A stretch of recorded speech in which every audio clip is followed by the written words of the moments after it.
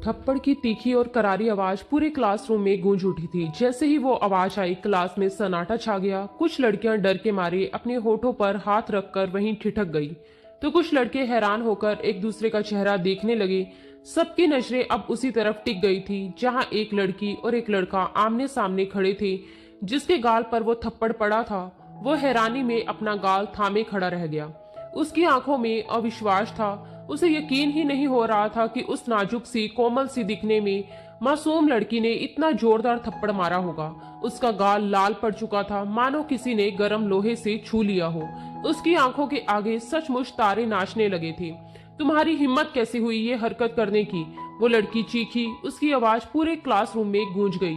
उसकी आंखों में गुस्से की लपटें थी और आवाज में वो रोब था जो सिर्फ ताकत और अहंकार के मेल से पैदा होता है। जानते भी हो तुमने किससे टक्कर ली है? ये आवाज किसी और की नहीं बल्कि शहर के सबसे बड़े बिजनेसमैन विजय शर्मा की बेटी की है। वो तमतमाते हुए उसके पास आई और उसके सीने पर जोर से धक्का दिया। लड़का एकदम पीछे हट गया, पर उसने खुद को संभाला और कांपती आवाज में बोला, मैंने ऐसा कुछ नहीं किया, ये सब तुम्हारी गलतफहमी है। मैंने कोई गलती नहीं की। नीरज की आवाज में सच्चाई थी, पर सामने खड़ी अंकिता शर्मा पर इसका कोई असर नहीं पड़ा। वो उसके शब्दों को अनसुना कर रही थी। गलतफहमी? मुझे बेवकूफ समझ रखा है क्या? उसने तड़क कर कहा। उसकी आंखें और भी फैल गई। क्या मेरे माथे पर पागल लिखा हुआ है? वो चिल्लाई और झटके से उसका कॉलर पकड़ लिया। पूरी क्लास स्तंभ होकर दोनों को देख रही थी। किसी के चेहरे पर हैरानी थी, किसी के होठों पर दबा हुआ सा मुस्कान, लेकिन नीरज के भीतर खोलता हुआ खून साफ दिख रहा था। वो चाहता तो एक पल में जवाब दे सकता था, मगर उसके अंदर की परवरिश ने उसे रोक लिया।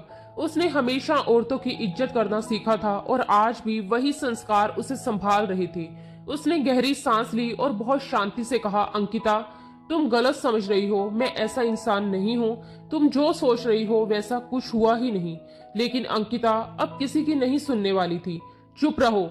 वो और पास आई, उसका कॉलर और कसकर पकड़ लिया। नजरें नीची रखो जब मुझसे बात करो। जानते नहीं मैं कौन हूँ? मैं विजय शर्मा की बेटी हूँ। उसके शब्दों में घमंड की तलवार थी। तुम जैसे कीड़े मकोड़ों को तो मैं अपने पैर की जूती से मसल कर रख दूं। तुम हो कौन? तुम्हारी औकात क्या है? तुम्हारे घर वालों का नाम तक कोई नहीं जानता।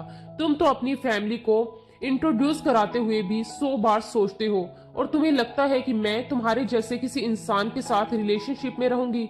मुझे तुम्हारे जैसे लोगों से नफरत है। तुमसे बात करना तो बहुत दूर की बात है। मैं तुम्हारा चेहरा तक देखना पसंद नहीं करती। अंकिता की गोर रंगत गुस्से में टमाटर की तरह लाल हो गई थी। उसकी आंखों से मानो चिंगारियां निकल रही थी। उसकी हर सांस में अहंकार और गुस्सा भरा था। नीरज अब तक चुप था, पर उसके सब्र का बांध टूटने लगा था। उसने शांत लेकिन ठंडी आवाज में कहा, देखो अंकिता, अब तुम हद पार कर रही हो। जब मैंने कुछ किया ही नहीं तो मैं क्यों तुम्हारी बेबुनियादी बातें सुनूं? और अगर फिर भी मैं चुप हूं तो वो सिर्फ मेरा बड़प्पन है। मैं तुम्हारी इज्जत करता हूँ, इसीलिए तुम्हारे सामने खड़ा हूँ। लेकिन तुम इस बात का गलत फायदा नहीं उठा सकती। याद रखना, जब कोई इंसान तुम्हें इज्जत देता है तो तुम्हारा भी फर्ज बनता है कि तुम उसकी उतनी ही इज्जत करो। हाय इज्जत, माय फुट। तुम उस काबिल नहीं कि तुमसे इज्जत से बात की जाए। और जो तुमने उन स्टूडेंट्स को जाकर कहा कि हमारा चक्कर चल रहा है, अब जाकर वही उन्हें बता दो कि मेरा तुमसे कोई रिश्ता नहीं है, वरना। अंकिता ने एक उंगली उठाकर उसे चेतावनी दी। नीरज गुस्से से 2 कदम आगे बढ़ा और उसकी उंगली को अपनी मुट्ठी में दबोचकर जोर से नीचे की ओर झुका दिया। वरना? वरना क्या करोगी? उसने ठंडे स्वर में पूछा। जब मैंने किसी से ये बात जोड़कर नहीं कही तो मैं अपनी सफाई क्यों दूं? नीरज कटाक्ष से बोला। अगर तुम्हें इतनी परेशानी है तो जाकर एक एक करके सबको बताओ कि तुम्हारा नीरज रघुवंशी से कोई रिश्ता नहीं है।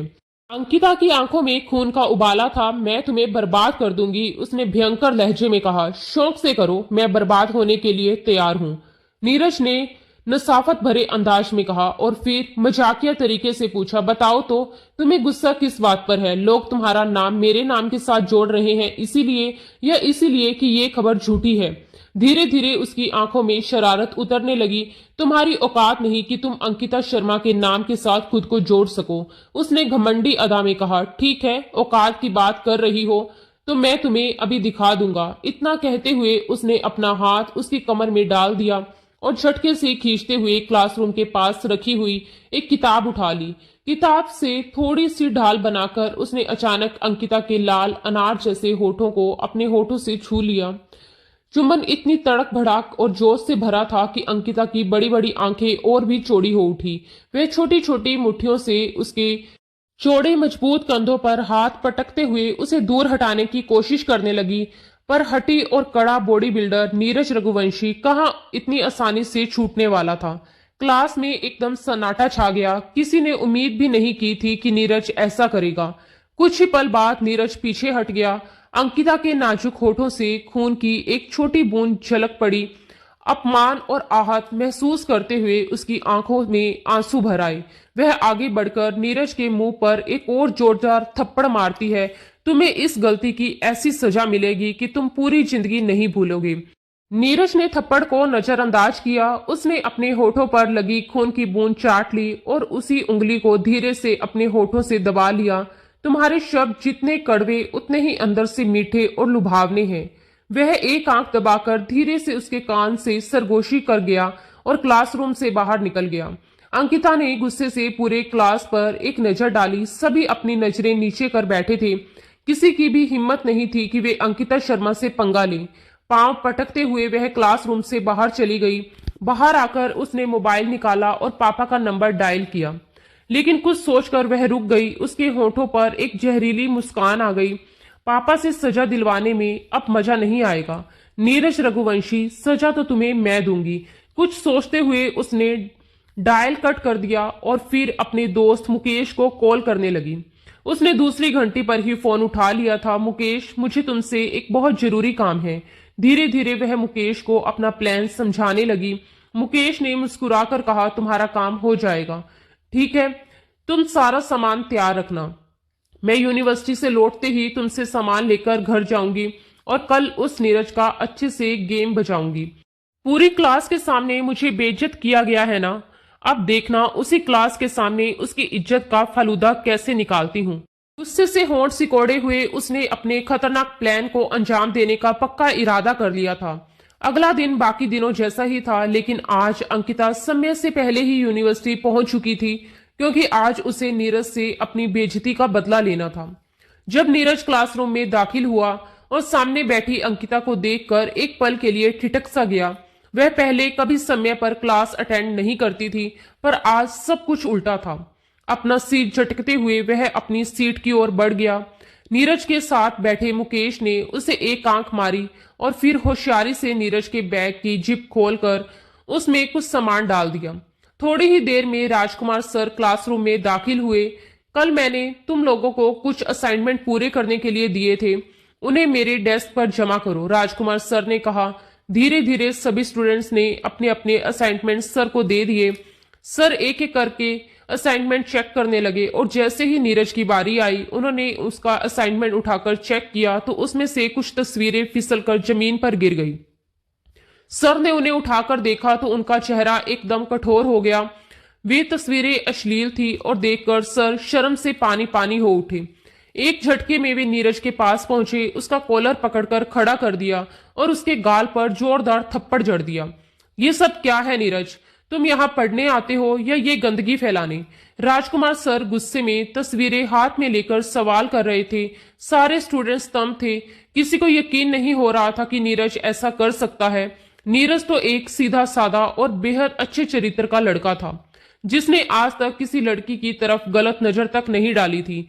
फिर इतनी घटिया हरकत वह कैसे कर सकता था? किसी को विश्वास नहीं हो रहा था। सर, मुझे नहीं पता ये तस्वीरें मेरे असाइनमेंट में कैसे आई। सच में मुझे कुछ भी नहीं मालूम। नीरज ने सफाई देने की कोशिश की। चुप हो जाओ, एक शब्द भी और मत कहना। ऑफिस में मिलो मुझसे, अभी आओ। राजकुमार सर गुस्से से क्लास से बाहर निकल गए। अंकिता के होठों पर एक हल्की मगर संतोष भरी मुस्कान थी। नीरज ने उसके लबों की वह मुस्कान देखी तो एक पल में ही सब कुछ समझ गया।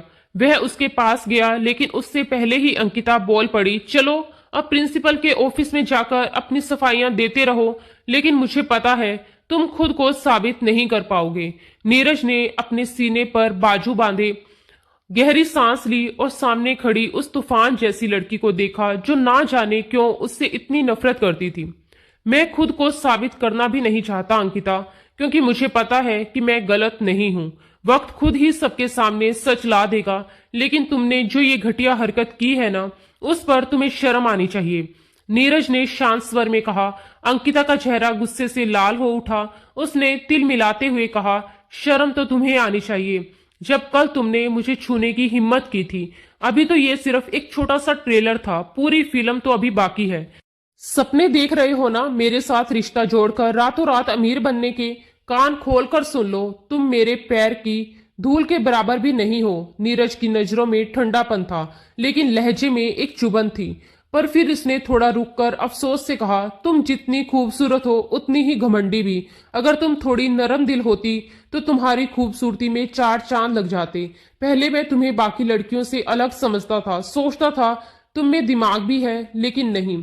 तुम भी उन्हीं बिगड़ी हुई अमीर लड़कियों जैसी हो जो अपने बाप की दौलत पर घमंड करती है। वह एक कदम और आगे बढ़ा और दृढ़ स्वर में बोला, ये बात सच है अंकिता कि मैंने कभी तुम्हें गलत नजर से नहीं देखा, लेकिन अब जब तुमने इतने बड़े बड़े बोल दिए हैं तो मैं भी साफ साफ कह देता हूं, मैं नीरज रघुवंशी सबके सामने वादा करता हूं कि 2 महीनों के अंदर मैं इस लड़की से शादी करूंगा। ये मेरी बीवी बनकर मेरे घर आएगी और मैं तुम सबको अपनी शादी पर दावत भी दूंगा। अंकिता गुस्से से कांप उठी। तुम्हारी हिम्मत कैसे हुई ये बकवास करने की? मैं तुम जैसे गरीब और 2 कौड़ी के लड़के से मरकर भी शादी नहीं करूंगी। नीरज ने होठों पर एक तीखी मुस्कान लाते हुए कहा, शादी तो तुम्हें मुझसे ही करनी पड़ेगी। अंकिता शर्मा। उसकी नजरें अंकिता के नरम गुलाबी होठों पर टिक गई। कल की बात याद आते ही अंकिता का खून गुस्से से खोलने लगा। वह 2 कदम आगे बढ़ी और थप्पड़ मारने के लिए हाथ उठाया, लेकिन नीरज ने उसका हाथ बीच में ही रोक लिया। वह उसकी आंखों में सीधा देखते हुए बोला, तुम्हें बहुत शौक है ना मेरे माँ बाप और मेरी फैमिली के बारे में जानने का, तो ठीक है, तुम्हारी ये ख्वाहिश भी मैं बहुत जल्द पूरी कर दूंगा, तुम्हें उनकी बहू बनाकर। और जहां तक मेरे परिवार का सवाल है, तुम सब लोग प्रिंसिपल साहब से भी पूछ सकते हो। इतना कहकर नीरज लंबे लंबे कदमों से वहां से निकल गया। अंकिता गुस्से से कांपती रही। मुठ्ठियां भींचकर गहरी सांसें लेती हुई वह उसे दूर तक जाते हुए देखती रह गई। नीरज का दोस्त विवेक दीवार के सहारे चुपचाप हाथ बांधे खड़ा था, होठों पर एक हल्की मुस्कान के लिए वह सामने खड़ी उस तेज तरार लड़की को गौर से देख रहा था।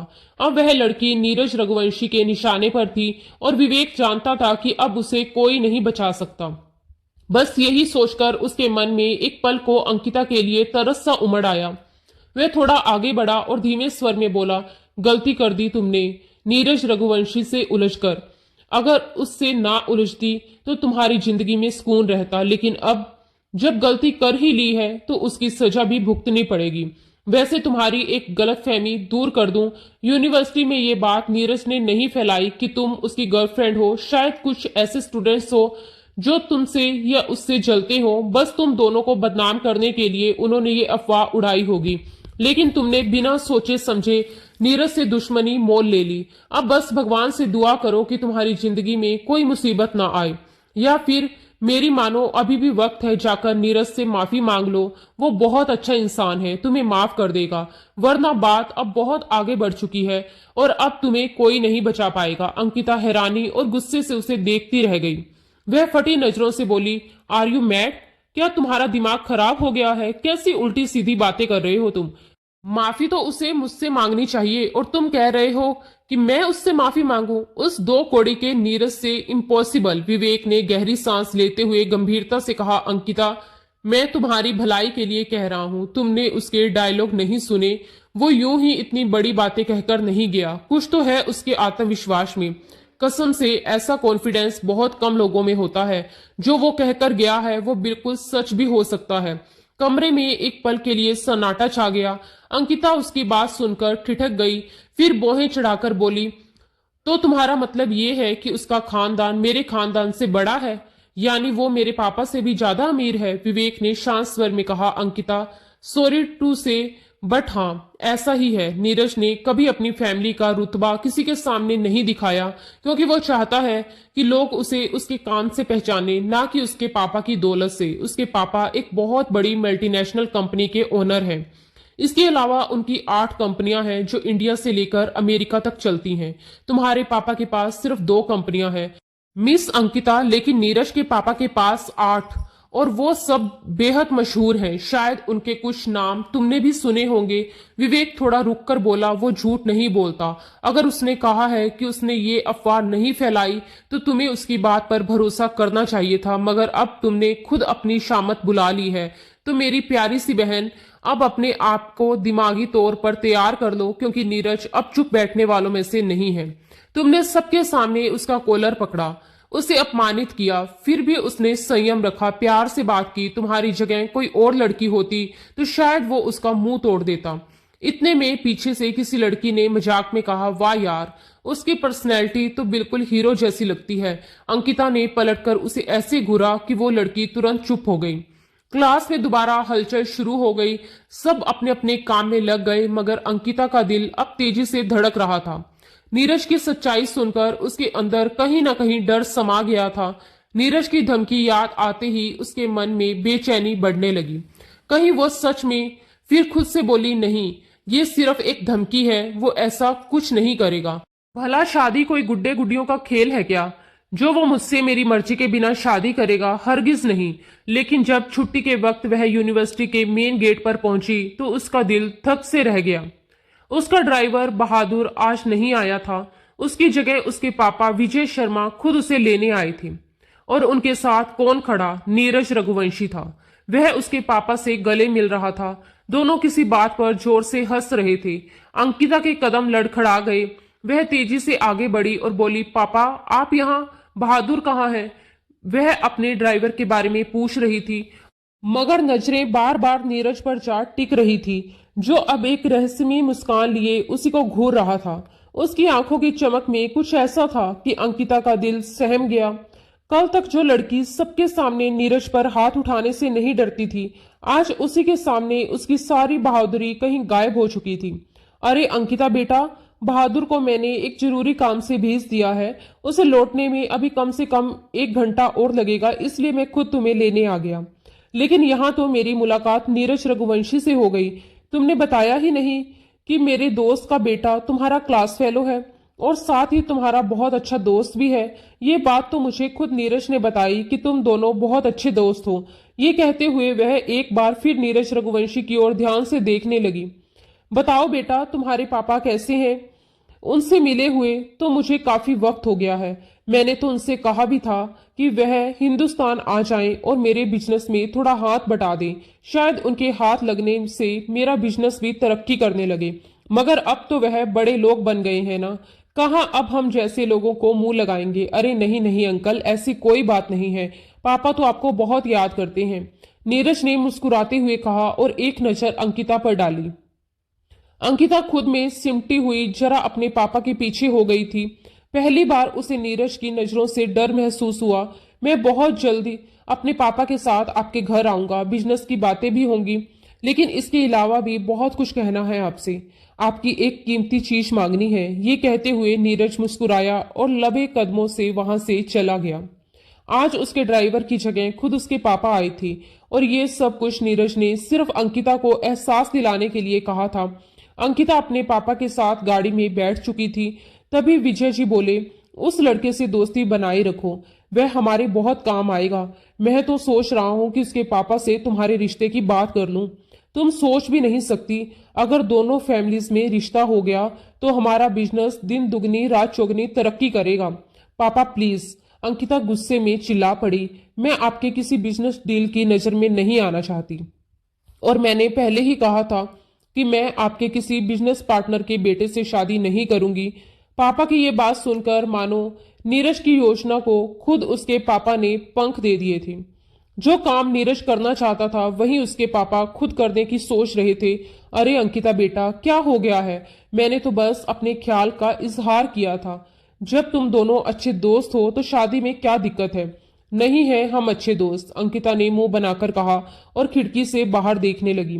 बस आप ये बात अपने दिमाग से निकाल दीजिए कि मैं उससे शादी करूंगी। विजय जी कुछ पल के लिए हैरान रह गए, फिर मुस्कुराते हुए बोले, अंकिता इतना हाइपर क्यों हो रही हो? मुझे तो बस लगा कि लड़का अच्छा है, पढ़ा लिखा है, अमीर है, स्मार्ट है। लेकिन जब तुम्हें दिलचस्पी नहीं है तो मैं तुम पर कोई जोर नहीं डालूंगा। जहां मेरी बेटी चाहेगी वहीं उसकी शादी होगी। ये कहकर वह दोबारा ड्राइविंग करने लगे, लेकिन उनके दिमाग में बहुत कुछ चल रहा था। पूरा दिन अंकिता बेचैन रही थी। आज जो कुछ भी यूनिवर्सिटी में हुआ था वह किसी भी तरह उसके दिमाग से निकल ही नहीं पा रहा था। वह तो नीरज को हमेशा एक गरीब घराने का साधारण लड़का समझती थी, सादे कपड़े पहनने वाला, चुपचाप रहने वाला और दिखावे से कोसों दूर। लेकिन इस बात से इनकार नहीं किया जा सकता कि वह वाकई ही बेहद आकर्षक और प्रभावशाली शख्सियत का मालिक था। अगर अंकिता को पहले से पता होता कि नीरज इतना अमीर है तो शायद वह उसके प्रति इतना बैर ना रखती। उसे तो हमेशा से गरीबों से एक अजीब सी चिढ़ थी, लेकिन अब नीरज की आंखों में जो गुस्सा और बदले की चमक उसने देखी थी, उसने उसके मन में डर और बेचैनी दोनों भर दिए थे। ना जाने क्यों उसका दिल बार बार यही कह रहा था कि नीरज अपनी बात सच कर दिखाएगा और वह ये शादी किसी प्यार या मोहब्बत में नहीं करेगा, बल्कि सिर्फ उसे नीचा दिखाने और बदला लेने के लिए करेगा। रात के करीब 10 बजे का वक्त था। अंकिता बिस्तर पर लेटी नींद पाने की कोशिश कर रही थी, लेकिन उसकी आंखों में नींद का नामो निशान नहीं था। तभी अचानक उसका मोबाइल बज उठा। उसने फोन उठाया तो देखा यूनिवर्सिटी ग्रुप में सैकड़ों मैसेज आए हुए थे। उसने झट से चैट खोली और सबसे ऊपर नीरज रघुवंशी का मैसेज था। नीरज की सालगिरह थी। उसने सबको अपनी हवेली में पार्टी के लिए इनवाइट किया था, लेकिन सबसे खास बात यह थी कि इनविटेशन में अंकिता का नाम बड़े अक्षरों में मेंशन किया गया था। नीचे लिखा था, मेरी जान के बिना मेरी बर्थडे पार्टी में रौनक कैसे आ सकती है। ये पढ़ते ही अंकिता का खून खोल उठा। नीचे बाकी स्टूडेंट्स उसके नाम पर मजाक बना रहे थे। वह गुस्से से कांपते हुए बड़बड़ाई, आखिर ये खुद को समझता क्या है, और बिना कुछ सोचे समझे नीरज को कॉल मिला दी।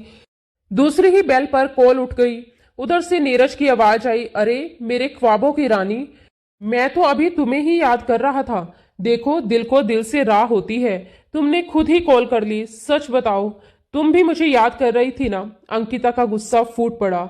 मैं तुम्हारा मुंह तोड़ दूंगी, बदतमीज इंसान। तुम खुद को समझते क्या हो? नीरज हल्के से हंसा और बोला, मैं तो खुद को बस एक इंसान समझता हूँ, लेकिन आप खुद को शायद कुछ ज्यादा ही समझती हैं। खैर, मैंने आपके लिए एक छोटा सा तोहफा भेजा था, क्या वो आपको मिला नहीं? अंकिता का माथा सुगड़ गया। क्या मतलब तुम्हारी इस बात का? क्या भेजा था तुमने? अरे अफसोस, लगता है आपके नौकर ने अभी तक वो आपको नहीं दिया, नीरज ने मुस्कुराते हुए कहा। यह सुनते ही अंकिता ने फोन काटा और बेचैनी से नीचे की ओर भागी। किचन में उसकी माँ नौकरों को सुबह की तैयारी के बारे में बता रही थी। अगले दिन घर में दावत थी, क्योंकि उसके पापा एक बड़े प्रोजेक्ट के सिलसिले में विदेश जा रहे थे। मम्मी, मेरे लिए कुछ आया था क्या? वह हाँफते हुए बोली। माँ ने मुस्कुराते हुए अपने हाथ पोंछे और बोली, अरे बेटा, तुम अभी तक सोई नहीं? वैसे मैं तो अभी तुम्हारे कमरे में ही आने वाली थी। तुम्हारे पापा ने सब कुछ बता दिया, सूरज भाई और उनके बेटे नीरज के बारे में। तुम्हें पता है अंकिता, नीरज रघुवंशी ने तुम्हारे लिए फूलों का एक बड़ा सा गुलदस्ता भेजा है और साथ में ढेर सारी चॉकलेट्स भी भेजी हैं। आरती जी मुस्कुराते हुए बोली, मुझे तो लग रहा है कि नीरज तुम में दिलचस्पी लेने लगा है। कितना अच्छा है ना अगर तुम दोनों की सगाई हो जाए। मम्मा प्लीज, भगवान के लिए बस कर दो। अंकिता झल्ला कर बोली, और किसने उसे ये सब करने की इजाजत दी? उसे क्या लगा वो मुझे गिफ्ट भेजेगा और मैं उसके तोहफे खुशी खुशी स्वीकार कर लूंगी? वो जैसे ही फूल उठाकर डस्टबिन में फेंकने लगी, उसकी माँ ने तुरंत उसका हाथ पकड़ लिया। तुम पागल हो गई हो क्या? उस बच्चे ने इतने प्यार से भेजे हैं और तुम्हें क्या मसला है उससे? मम्मा, वो इंसान मुझे बिल्कुल पसंद नहीं है, अंकिता ने नजरें झुकाते हुए कहा। लेकिन क्यों नहीं पसंद? कोई तो वजह बताओ, आरती जी ने सवाल किया। अंकिता ने होंठ भींच लिए। उसके पास कोई ठोस जवाब नहीं था। असलियत ये थी कि वो नीरज से डरती थी। उसे कुछ भी समझ नहीं आ रहा था, लेकिन उसकी नजरों में कुछ ऐसा था जो उसे बेचैन कर रहा था।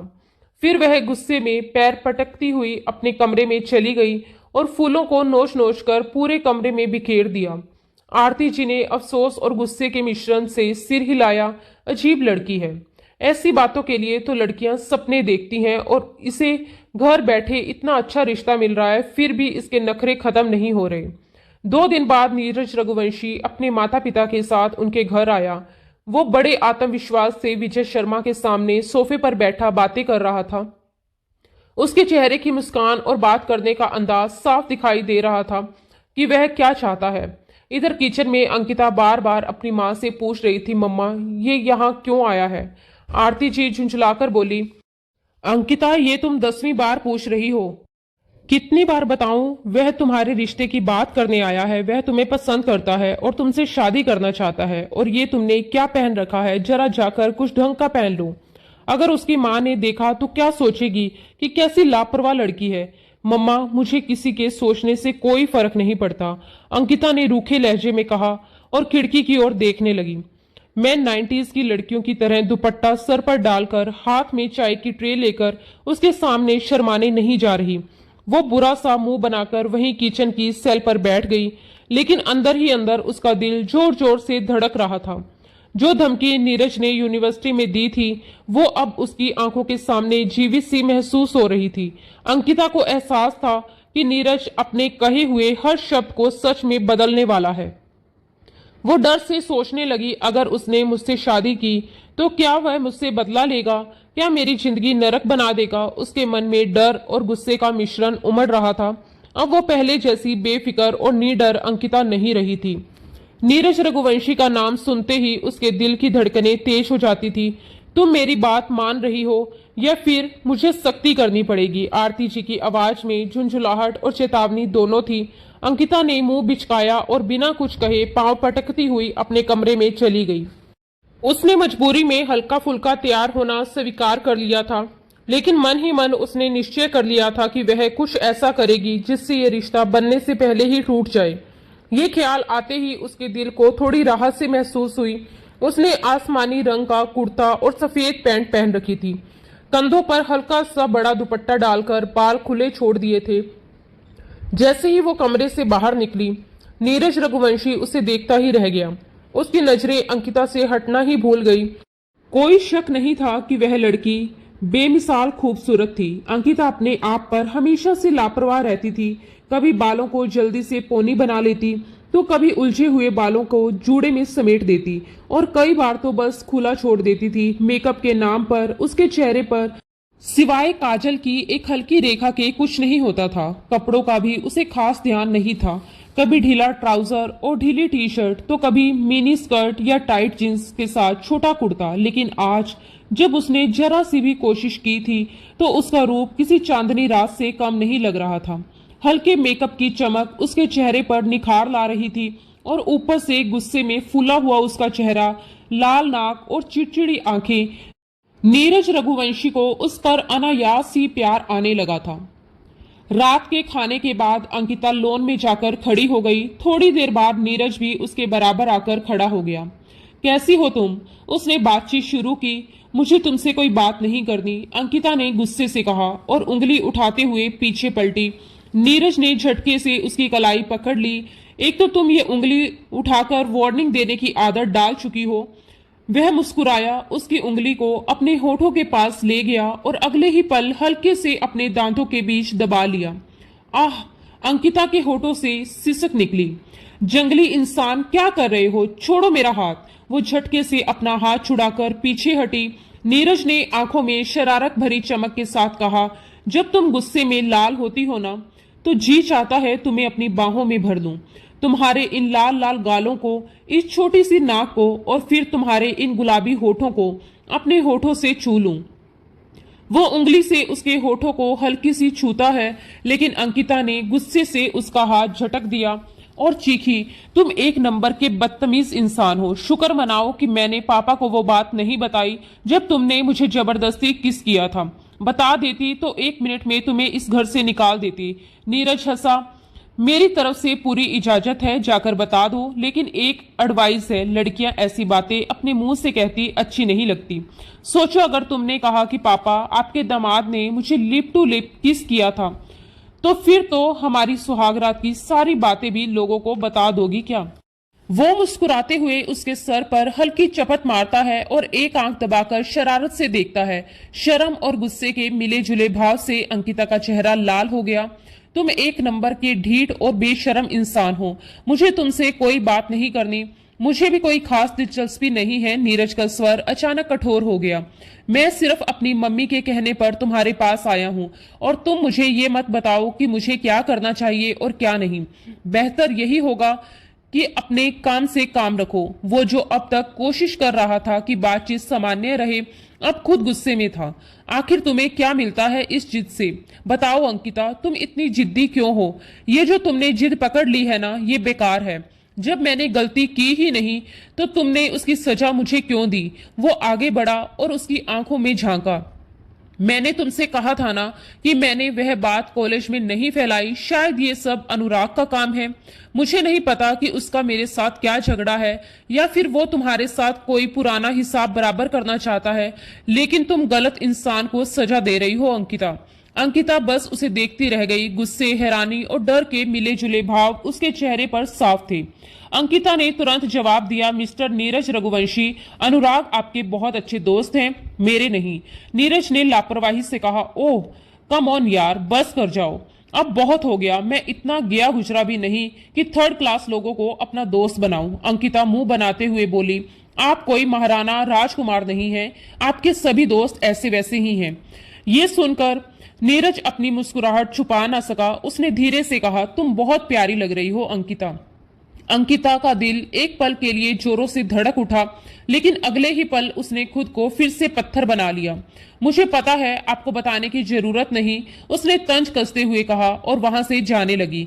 पर तभी नीरज ने अनजाने में उसका बाजू पकड़ लिया। बाजू के साथ उसका दुपट्टा भी उसके हाथ में आ गया, जो फिसलते हुए नीचे फर्श पर गिर पड़ा। अंकिता का स्काई ब्लू टाइट कुर्ता उसकी खूबसूरती को और उभार रहा था। ऊपर से कुर्ते का डीप गला देखकर नीरज की नजर अनायास कुछ पल के लिए ठहर गई, लेकिन अगले ही क्षण उसने खुद को संभालते हुए नजरें हटा ली।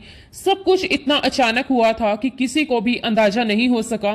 नीरज बस यही चाहता था कि इस जिद्दी लड़की के साथ थोड़ा और वक्त बिताए, उसे बेहतर समझे, उसके भीतर झांके। लेकिन अंकिता ने इस पल को गलत अर्थों में ले लिया और वही उसकी सबसे बड़ी गलती बन गई। उसका हाथ उठा और अगले ही पल नीरज के चेहरे पर एक तेज थप्पड़ की आवाज गूंजी। अंकिता चीखी, तुम हर बार अपनी हद पार कर जाते हो नीरज। जानते हो उस दिन जो तुमने क्लास में घटिया हरकत की थी ना, मुझे किस करके, तभी तुम्हें सजा देनी चाहिए थी। मुझे पुलिस में शिकायत करनी चाहिए थी ताकि आज तुम दोबारा ऐसी हरकत के बारे में सोच भी ना पाते। तुम एक नंबर के थर्ड क्लास गिरे हुए आदमी हो। अब की बार नीरज ने भी खुद को रोकना छोड़ दिया। उसने उसे कंधों से पकड़ा और लगभग खींचते हुए लॉन के उस कोने में ले गया जहां से उन्हें कोई नहीं देख सकता था। तुम आखिर खुद को समझती क्या हो? वो दांत पीसते हुए बोला। उसकी उंगलियां उसके नाजुक बाजुओं में धंस गई। उसकी आंखों में गुस्से के लपटें जल रही थी, जिन्हें देखकर अंकिता घबरा गई। उसकी आंखों में आंसू उतर आए। ये देखकर नीरज अचानक नरम पड़ गया। तुम जानती भी हो इस गलती की क्या सजा हो सकती है? उसने भारी आवाज में पूछा। अंकिता ने सीधी आंखों में देखकर कहा, मैंने कोई गलती नहीं की। जो किया है सोच समझकर किया है। उसकी आवाज में नफरत की झंकार थी, पर आंखों में हल्का सा डर भी छिपा था। नीरज कुछ पल उसे देखता रहा, फिर धीरे से बोला, मुझे बस इतना बता दो अंकिता, तुम मुझसे इतनी नफरत क्यों करती हो? आखिर मैंने तुम्हारा बिगाड़ा क्या है? सिर्फ एक वजह बता दो। तुम एक नंबर की घटिया और दरिंदगी भरी सोच वाले इंसान हो नीरज रघुवंशी। मैं तुम्हारी सोच से काफी अच्छी तरह वाकिफ हूँ। अंकिता की आवाज कांप रही थी, पर गला ठोस था और नीरज इस बार हैरान सा चुप रह गया। उसने घमंड से कहा, अच्छा तो बताओ, मेरी ऐसी कौन सी हकीकत है? क्योंकि मैं तो अपनी कोई हकीकत ही नहीं जानता। अंकिता ने गहरी सांस ली और आंखों में ठहर कर कहा, मेरे आगे से दूर हो जाओ, मैं तुम्हारी शक्ल भी नहीं देखना चाहती। अपने गंदे हाथ मेरे ऊपर से हटाओ, तुम्हारे वजूद से मुझे घिन आ रही है। ये सब सुन नीरज ने कहा, मैं तब तक तुम्हारे कंधे से हाथ नहीं हटाऊंगा जब तक तुम मुझे ये साफ नहीं बता देती कि आखिर वह कौन सी हकीकत है जिसकी वजह से तुम मुझसे इतनी नफरत करती हो। और मैंने तुम्हारे बारे में क्या ऐसा घटिया किया जो तुम मेरे बारे में ये तरह तरह की बातें सबके सामने फैला रही हो? नीरज के बोलते बोलते अंकिता की आंखों से आंसू झलक पड़े, गाल नम हो गए और आंखें लाल सी हो गई। नीरज को अचानक कुछ होश आया। उसने गहरी सांस ली और वह धीरे से उसका कंधा छोड़कर पीछे हट गया और बहुत ही नरम स्वर में कहा, काश तुम अपने दिल से ये नफरत निकाल दो और मेरी मोहब्बत को समझना शुरू कर दो। अंकिता, तुम सोच भी नहीं सकती कि मैं तुम्हारे पीछे किस कदर पागल हूँ। पहली नजर में तुम्हें देखा था तो तुम्हारा दीवाना हो गया था, और उसके बाद तो कोई लड़की मेरे दिल को भाई ही नहीं। वह आगे कहता है कि ये दुनिया मुझसे बात करने में भी डरती है और आसपास के लोगों को मेरे सामने आवाज भी नहीं निकलती, और तुम मुझे 4 बातें यूं ही सुनाकर चली जाती हो। बातें सुनाना तब तो ठीक है, लेकिन थप्पड़ मारना कहाँ तक ठीक है। अंकिता ने अचानक अपना चेहरा ढकते हुए बुरा सा मुंह बनाया और कमरे के अंदर चली गई। अंकिता के जाने के बाद नीरज भी घर के अंदर आ गया। क्या बात है बेटा, तुम्हारा चेहरा इतना लाल क्यों हो रहा है?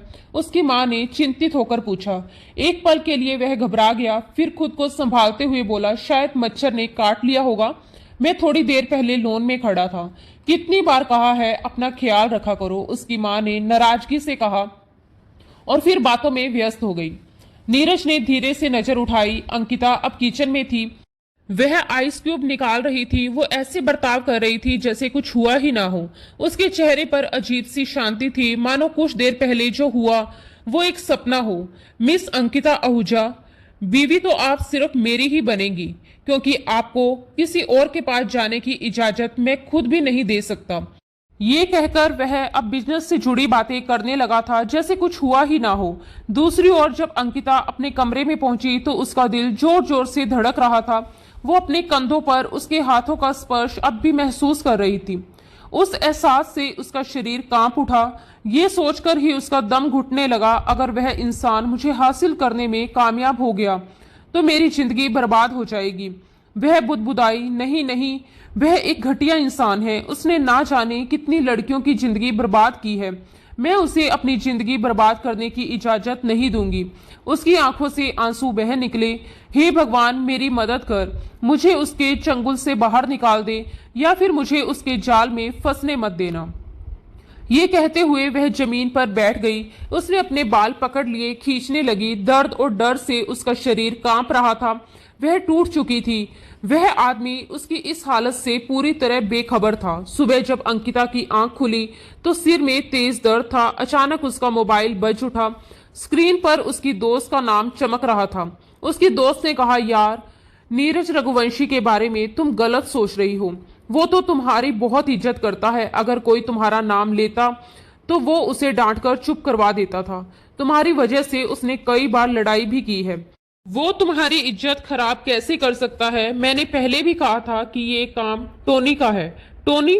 टोनी वही लड़का जिसने कुछ समय पहले अंकिता को प्रपोज किया था, लेकिन अंकिता ने साफ मना कर दिया था। अपमान का बदला लेने के लिए उसी ने उसे सब स्टूडेंट्स में बदनाम करने की कोशिश की थी। उसकी दोस्त फिर बोली, अगर मेरी बात मानो तो जाकर नीरज रघुवंशी से माफी मांग लो। अंकिता ने गुस्से से कहा, उससे माफी मांगती है मेरी जूती। चलो मैं मानती हूँ कि उसने अफवाह नहीं फैलाई, लेकिन तुमने देखा नहीं था उस दिन उसने पूरी क्लास के सामने मुझे किस किया था। मैं उसे बिल्कुल भी माफ नहीं करूंगी। मोनिका जोर से हंस पड़ी। वैसे यार, कितना खूबसूरत सीन था वो। अगर मेरे साथ ऐसा होता तो मैं तो उस पर लट्टू हो जाती। एकदम फिल्मी सीन था। इतना जोरदार किस, हाय मैं तो मर जावा। मोनिका ने अपने दिल पर हाथ रखकर मरने की एक्टिंग की। अंकिता फोन की स्क्रीन को घूरती रह गई। उसने झुंझलाकर कहा, तुम मर जाओ मेरी बला से, लेकिन मैं उस इंसान को कभी माफ नहीं कर सकती। मेरे इतने बुरे दिन नहीं आए कि मैं जाकर उससे माफी मांगू। मोनिका ने गहरी सांस ली और कहा, यार, अब तुम जाती कर रही हो। पहले गलती तुम्हारी थी, अब तुम्हारा फर्ज बनता है कि तुम जाकर उससे माफी मांगो। अंकिता भड़क उठी। मैंने कुछ भी गलत नहीं किया है। वैसे भी अगर उसका नाम मेरे साथ जुड़ा तो गलती सारी उसकी है। मोनिका ने सिर हिलाया। यार, तुम कितनी अजीब लड़की हो। इसमें उसका क्या कसूर है? उस बेचारे को तो कुछ भी पता नहीं था। क्लास में तुमने ही ऊंची आवाज में चिल्लाना शुरू कर दिया, थप्पड़ मारा, उसका कॉलर पकड़ा, और बदले में उसने तो बस तुम्हें एक प्यारा सा किस दिया था। फिर भी तुम उससे नाराज हो। अंकिता ने झुंझुलाकर कहा, तुम मेरी सहेली है या उसकी?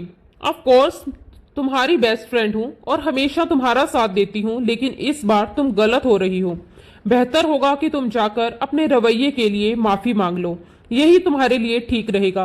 वैसे भी तुम्हारे और उसके फैमिली टर्म्स अब काफी मजबूत हो गए हैं। अंकिता ने तुरंत जवाब दिया, ऐसा कुछ भी नहीं है। पापा की उन लोगों के साथ बनती है, लेकिन मेरी नहीं। मुझे उससे नफरत है और कल तो मैंने उसे दोबारा थप्पड़ भी मारा था। मोनिका ने माथा पीट लिया, यार तुम वाकई ही बहुत बेवकूफ लड़की हो। तुम्हें समझाना दुनिया का सबसे मुश्किल काम है। ये कहकर उसने गुस्से में कॉल काट दी। अंकिता ने मुंह बनाया और फिर से लेट गई। आज वह यूनिवर्सिटी नहीं गई थी, उसका दिल नहीं कर रहा था। ऊपर से तबीयत भी ठीक नहीं थी। नाश्ता करते हुए उसका मोबाइल बजा। स्क्रीन पर नीरज रघुवंशी का नाम चमक रहा था। तुम मुझे कहीं दिखाई नहीं दे रही, कहाँ हो? मुझे तुमसे बात करनी है, नीरज ने कहा। यह सुनकर अंकिता का गुस्सा फिर भड़क उठा। उसने बिना कुछ सोचे उसका नंबर ब्लॉक कर दिया। कुछ देर बाद एक अजनबी नंबर से कॉल आई। मेरा मैसेज डिलीवर नहीं हो रहा। तुमने मुझे ब्लॉक किया है या फिर डेटा ऑफ कर दिया है? तुम कितनी ढीठ इंसान हो। अब तुम कुछ ज्यादा ही इगोइस्टिक हो रही हो। बात इतनी बड़ी नहीं है जितनी तुम बना रही हो। अगर तुम कहो तो मैं तुमसे माफी मांगने के लिए भी तैयार हूँ। हालांकि मेरी कोई गलती नहीं थी। अंकिता ठंडी आवाज में कहा। नीरज, मैं जानती हूँ तुम अच्छे होगे, लेकिन मुझे तुम जरा भी अच्छे नहीं लगते। तुमने पहले मेरी दोस्त की जिंदगी बर्बाद की थी और अब मेरी जिंदगी बर्बाद करने के लिए आए हो। मैं तुम्हें कभी माफ नहीं करूंगी। तुम किस दोस्त की बात कर रही हो? नीरज का वजूद जैसे एक झटका महसूस कर गया। यार देखो, मेरी जिंदगी में आज तक तुम्हारे सिवा कोई भी लड़की नहीं आई है। इससे पहले कि वह कुछ और कह पाता, अंकिता ने उसकी कॉल काट दी। इस बार उसने उसकी दोस्त मोनिका को कॉल लगाया और उसे अंकिता की बातों के बारे में पूरी स्थिति बता दी। यार तुम्हें तो पता है कि उसकी एक फ्रेंड हुआ करती थी, ज्योति। उसने मुझे प्रपोज किया था, मगर मैंने तो ज्योति को साफ इनकार कर दिया था और उसे कह दिया था कि मैं उसमें बिल्कुल भी इंटरेस्टेड नहीं हूँ। मोनिका ने कहा, ये तुमने कहा था, लेकिन वह कुछ भी मानती नहीं थी। उसने अंकिता के सामने आंसू बहाए और कहा कि तुमने उसकी जिंदगी बर्बाद कर दी है। ज्योति ने तो यहाँ तक कह दिया था कि वह तुम्हारे बच्चे की माँ बनने वाली थी और तुमने उसका अबॉर्शन करवाया। मोनिका की बातें सुनकर नीरज को एक जोरदार झटका लगा। उसने माथा मसलते हुए कहा, क्या अंकिता ने उसकी सारी बातें मान ली? नीरज की आवाज सदमे में डूबी हुई थी। मोनिका ने गुस्से से कहा, जाहिर सी बात थी कि वह उसकी दोस्त है और अपने दोस्त की बात हर कोई मानता है। नीरज एक लम्हे के लिए खामोश हो गया। यार बस जो कुछ भी हो, उस लड़की के दिल से मेरे लिए नफरत निकाल दो। मैं सच में उससे बेतहाशा मोहब्बत करता हूँ। मैं उसके लिए बहुत सीरियस हूँ और उसे अपनी जिंदगी में शामिल करना चाहता हूँ। तुम उसे ये बात समझाती क्यों नहीं? खुद को साबित करते करते मैं अब थक गया हूँ। मैंने हर कोशिश की, हर तरीका अपनाया, लेकिन वह कुछ सुनती ही नहीं। मोनिका ने कहा, मैंने समझाने की पूरी कोशिश की, लेकिन वह कुछ भी सुनती ही नहीं है। जब तक ज्योति खुद इस बात का इकरार नहीं कर लेती, मुझे नहीं लगता कि हम उसे मना सकते हैं। खैर दफा करो उसे। वह क्या इस दुनिया की आखिरी लड़की है? इसके अलावा भी दुनिया लड़कियों से भरी पड़ी है। तुम अपनी आंखें खोलकर देखो, तुम्हारे आसपास और भी खूबसूरत लड़कियां हैं।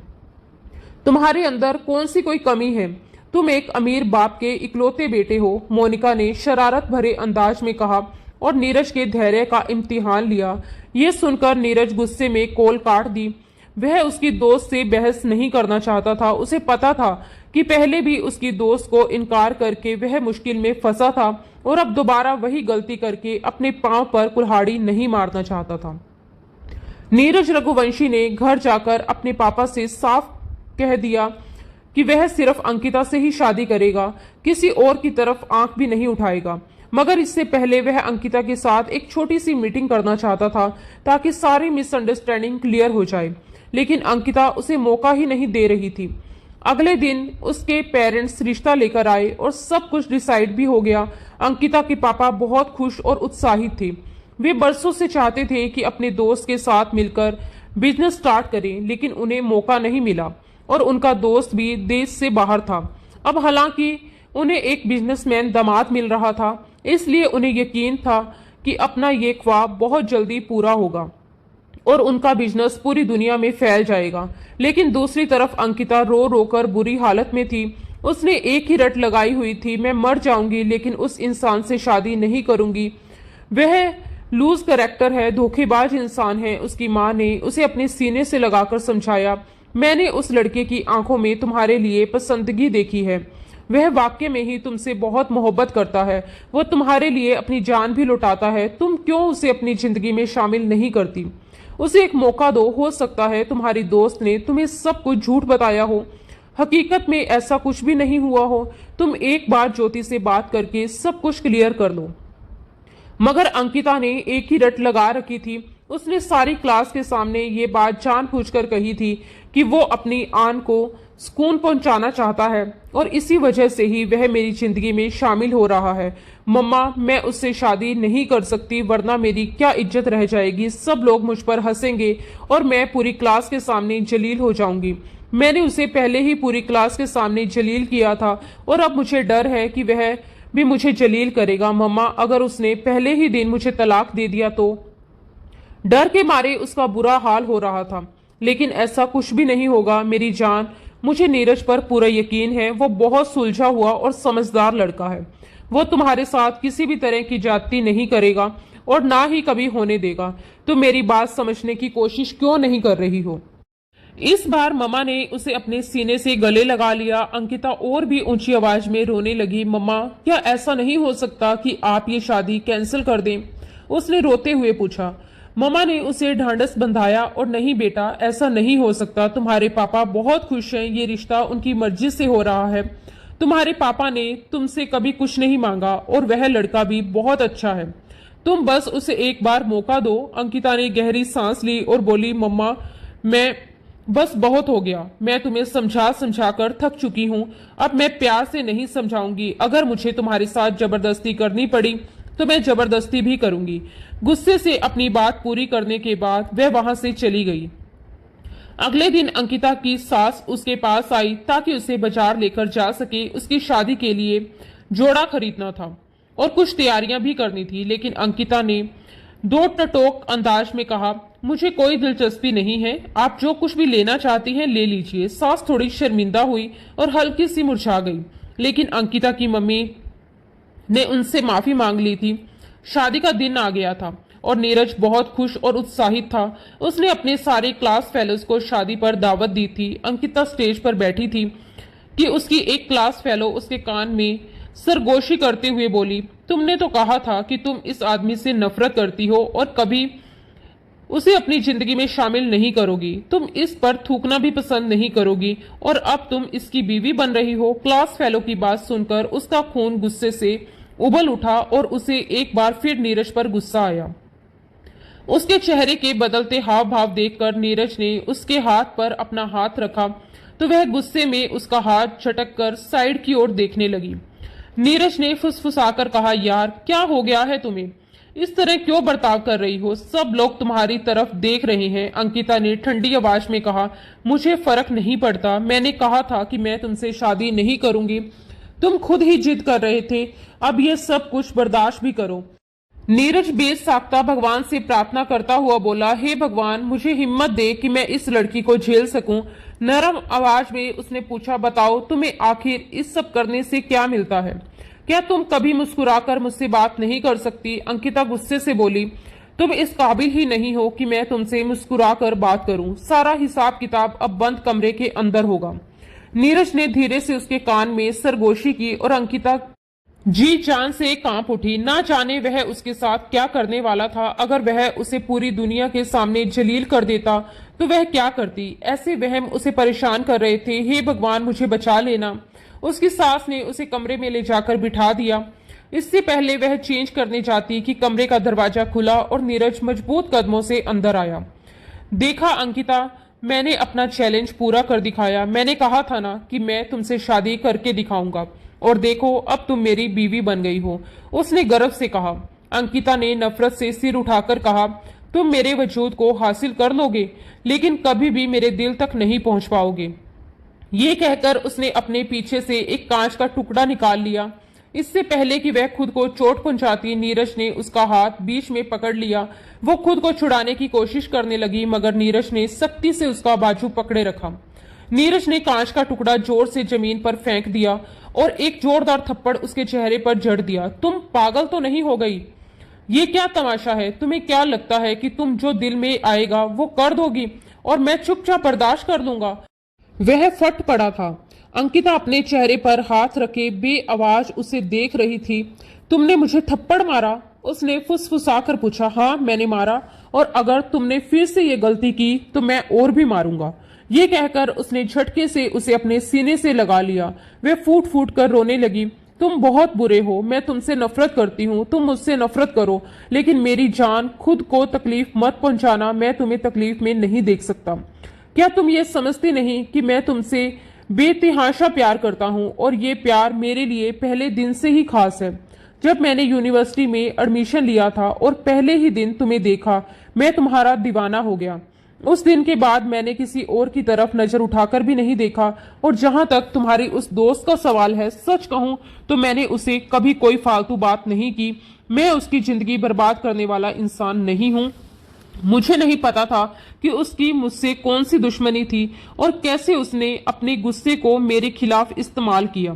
इससे पहले कि वह कुछ और कहता, वो उसका हाथ झटकती हुई वॉशरूम चली गई। थोड़ी देर बाद वो चेंज करके निकली तो सोफे पर ही लेट गई। नीरज दोबारा उसके पास आकर बैठ गया और अगले ही पल उसके पैरों पर हाथ रख दिया। अंकिता एकदम उठ बैठी और बोली, मेरे पैरों से हाथ हटाओ। नीरज ने शांत लेकिन सख्त आवाज में कहा, उस वक्त तक नहीं हटाऊंगा जब तक तुम मुझे माफ नहीं कर देती।